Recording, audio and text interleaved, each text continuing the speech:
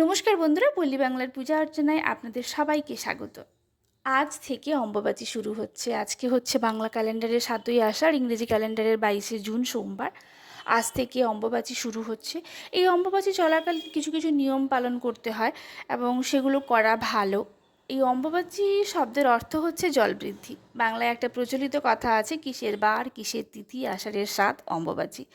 এই অম্বুবাচী চলাকালীন যেসব কাজ করা যায় না, যেমন বিয়ে পৈতে গৃহপ্রবেশ পুজো অন্নপ্রাশন, মানে ভালো কাজ শুভ কাজ কিছু করা যায় না।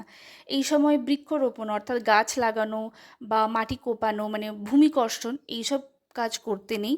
আর ঠাকুরকে মন্ত্র সহকারে পুজো না করাই ভালো।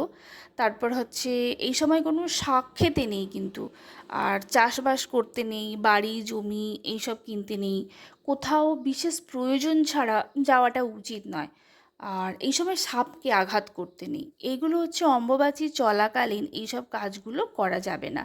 আর অম্বুবাচী চলাকালীন যেসব কাজগুলো মানে করা উচিত, সেগুলো হচ্ছে এই অম্বুবাচী চলাকালীন বাড়িতে যত দেবীর মূর্তি বা দেবীর ছবি আছে সেই সব মূর্তি বা ছবিতে লাল কাপড় দিয়ে ঢেকে রাখতে হয়।